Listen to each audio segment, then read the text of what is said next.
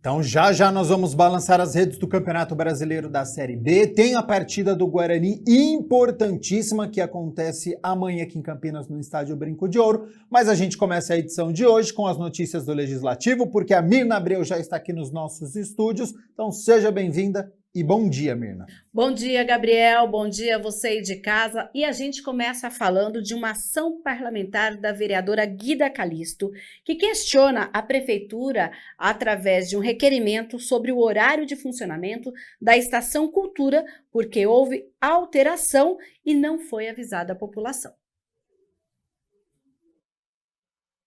A Estação Cultura, que é palco de espetáculos de música, dança, teatro, feiras literárias, gastronômicas e é frequentada por muita gente, mudou os horários para receber o público. Pois é, a vereadora Guida Calisto reforça que instituições precisam utilizar o local para fazer atividades. Inclusive, a parlamentar questiona justamente isso, questiona o executivo para saber as motivações para as alterações nos horários de funcionamento aqui da Estação Cultura. Além disso, um dos questionamentos da vereadora é qual o horário de funcionamento atual. Bom, na verdade, para quem sabe, a Estação Cultura ela é um espaço que tem muitas salas, né, vários locais ali, vários espaços ali que são muito utilizados por várias entidades, movimento social, associações que fazem reuniões, fazem as suas atividades, seminário, oficinas, enfim.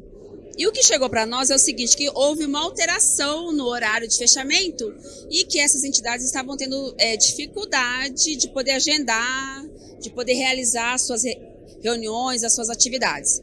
Então nós fomos pegos de surpresa, porque nós não fomos, né, noticiados de nada dessa alteração. Então a gente fez o requerimento, como a gente sabe que o requerimento é um instrumento, né, legítimo que o vereador dialoga com a administração, nós fizemos solicitando o motivo dessa alteração de horário.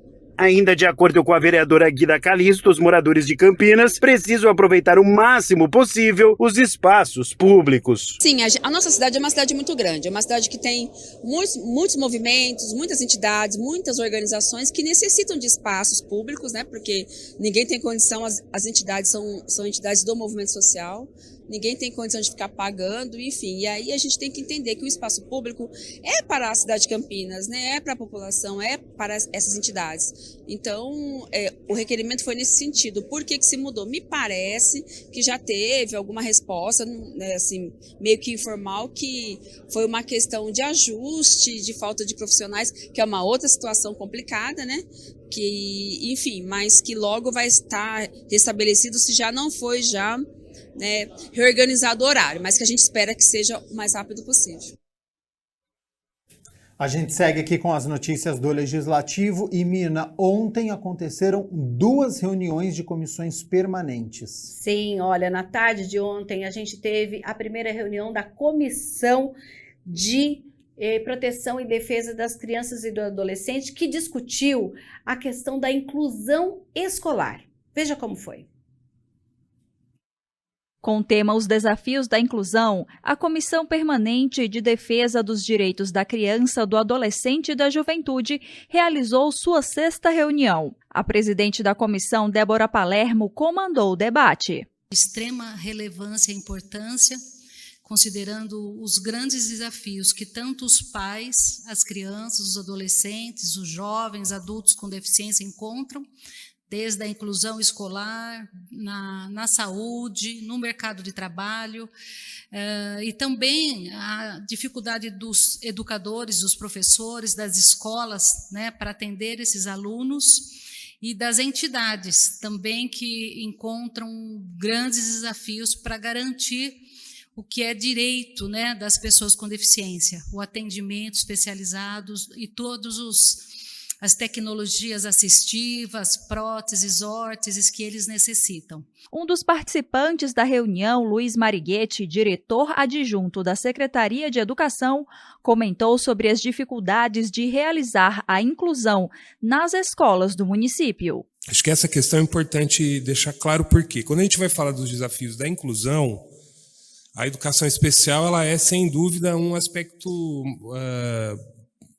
bastante grande desses desafios, mas não são só eles. Hoje, por exemplo, um grande desafio para a Secretaria Municipal de Campinas, e que não é diferente para outros municípios, é a inclusão de crianças na rede escolar.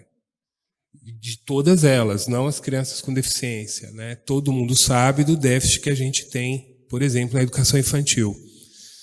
Essas crianças vão ser incluídas, né? Então, independente delas serem crianças com deficiência ou não, elas precisam ser incluídas. José Carlos, supervisor da Diretoria Oeste, em sua fala, também ressaltou que o Estado tem suas dificuldades na área, como a contratação de profissionais qualificados.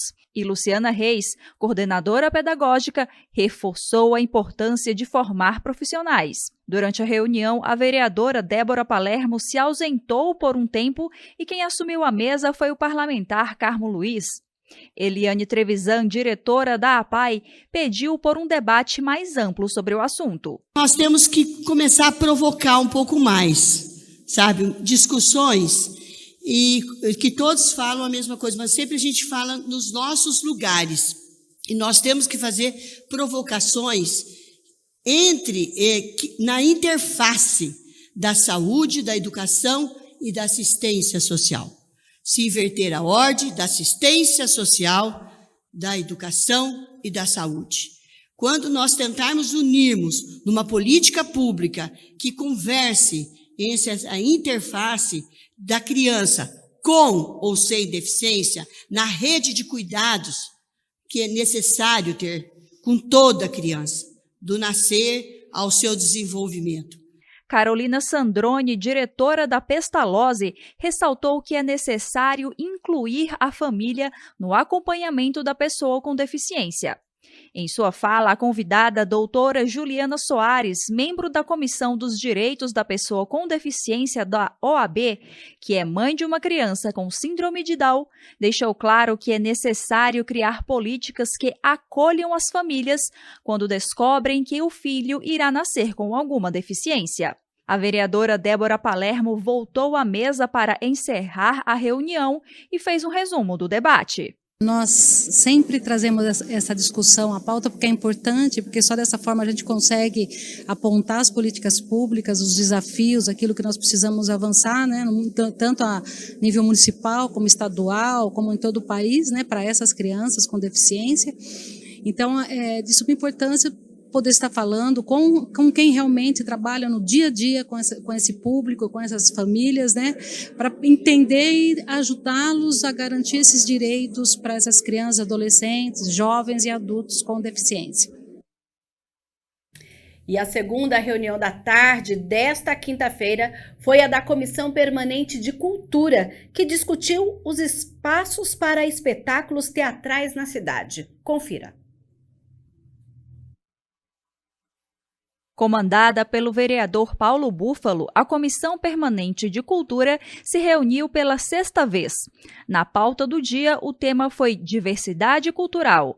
Teatros municipais perdem espaço nos territórios. Os convidados para a reunião foram Alexandra Caprioli, secretária municipal de Cultura e Turismo, Alice Possani, integrante do grupo Matula Teatro e representante do Conselho Municipal de Política Cultural, e Gabriel Rapazzi, diretor de Cultura da Secretaria. Em sua oportunidade de fala, a secretária Alexandra Caprioli ressaltou o trabalho da Secretaria em participar de editais e realizar eventos em locais públicos, como a Virada Cultural.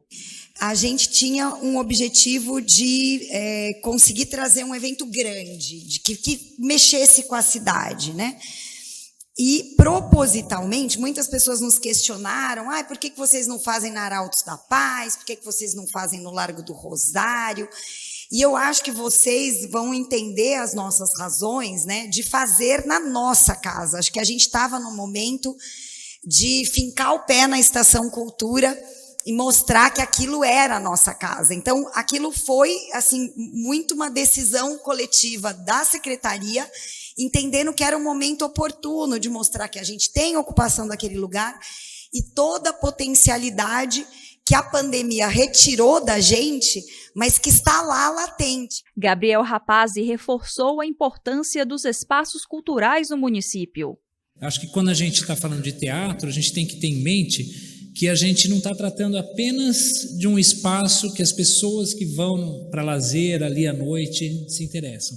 Mas uma cidade, uma sede de metrópole tem que ter a função teatro no seu tecido social, como parte dos equipamentos urbanos de uma grande cidade. Eu acho que essa é a primeira questão que a gente tem que ter em mente, né? Da importância para a cidade como um todo, da região como um todo. A gente está aqui numa região que várias cidades não têm teatro, então o teatro público que existe aqui é referência para uma região muito grande. Então aqui na cidade a gente tem uma rede de teatros públicos e também é importante notar uma rede de teatros privados, de associações, de instituições e mesmo teatros comerciais que compõem uma rede aqui na cidade. Alice Possani citou que é necessário mais transparência no uso dos teatros municipais por iniciativas comerciais. Ela também falou sobre valores de ingressos e produções. A questão do valor do ingresso, temos que falar disso, né? Os teatros com caráter comercial, eles têm a finalidade comercial, isso que o Gabriel traz, de que existe uma produção que não se sustenta no mercado, é diferente quando você tem uma produção comercial que vai visar o lucro. Isso vai influenciar no valor do ingresso, precisa colocar os valores lá no alto para que isso seja viável. Então, é um tipo de programação com um tipo de valor do ingresso e isso implica também no tipo de programação que vai ser acolhida.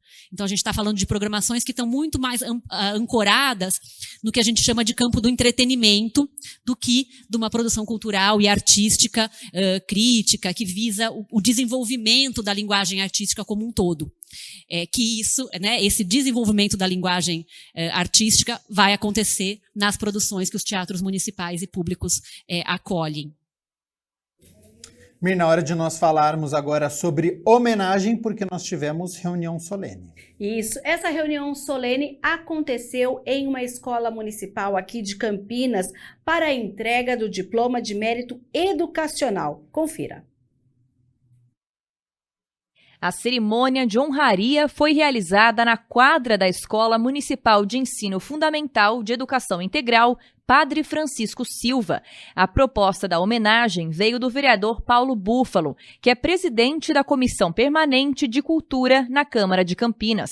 Ele compôs a mesa ao lado de autoridades da escola, que recebeu da Câmara o diploma de mérito educacional professor Darcy Ribeiro. Em dezembro de 2021, há muito pouco tempo, quando eu assumi a direção da Escola Padre Francisco Silva, eu já tive as melhores informações possíveis sobre a qualidade da escola, né? A escola é muito bem falada sobre o trabalho de qualidade aqui desenvolvido. Porém, conforme os meses foram se passando, eu pude constatar que eu estava equivocada sobre a imagem que eu fazia da escola. Na verdade, participando do dia a dia da escola, convivendo com as pessoas que aqui trabalham e convivem juntos em harmonia, eu percebi que não é uma educação só de qualidade, é uma educação de excelência, é uma educação incrivelmente boa.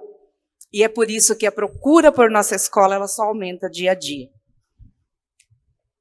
O nível de comprometimento da equipe aqui é de dar orgulho para qualquer um que faz parte. Eu parabenizo a professora Jaqueline, parabenizo a ex-diretora Rita, e em nome delas cumprimento todos que fizeram parte dessa trajetória e digo o quanto eu me orgulho de hoje poder fazer parte desta equipe. Meu muito obrigado a todos e parabéns novamente.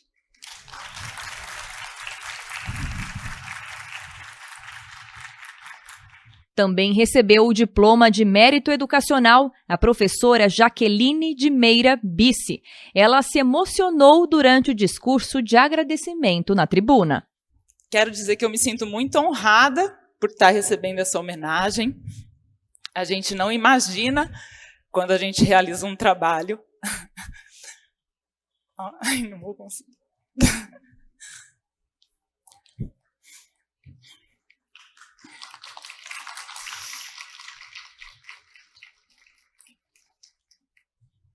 A gente não imagina a dimensão, né, das coisas que a gente realiza. quando em 2013 a gente recebeu a informação de que a nossa escola se tornaria de educação integral, foi de grande impacto essa informação para a gente. A gente não estava esperando por isso, mas essa equipe se organizou, né, e foi estudar para entender melhor o que significava, né, qual a potencialidade de um projeto de educação integral para a nossa cidade. A nossa escola, junto com o CAI, que seriam as 2 primeiras escolas do ensino fundamental da rede municipal a se tornarem escolas de educação integral, assim como o vereador Paulo Búfalo já colocou. Isso vem, né, por indicativo do Plano Nacional de Educação e aí do Plano Municipal de Educação, né, para garantia desse direito à educação integral às nossas crianças e adolescentes do nosso país. E a gente, então, desde aquele momento, entendeu que seria muito importante fazer o registro da nossa experiência. A professora se refere a um livro que foi desenvolvido pela escola entre 2014 e 2018 e foi orientado por ela. Foi lançado no final de 2020, trazendo um conjunto de experiências da primeira turma que ingressou na instituição. Agradecer a toda a equipe que confiou a mim, né, acreditou que eu poderia ser a pessoa capaz de organizar essa experiência e realmente, assim, eu desde então assumi esse compromisso e jamais imaginei que a gente poderia estar aqui hoje assim. Então é uma alegria muito grande e agradeço a presença de vocês, das crianças, da nossa supervisora, que também esteve conosco desde o início, né, pensando esse projeto, da Rita, que foi a nossa diretora nesse percurso, em que a gente relata essa experiência, Roselia, que representando as nossas funcionárias, Emiliane representando todo o nosso corpo docente, né, as crianças que vão estar se apresentando aqui, representando, né, a nossa comunidade. Então, muito obrigada.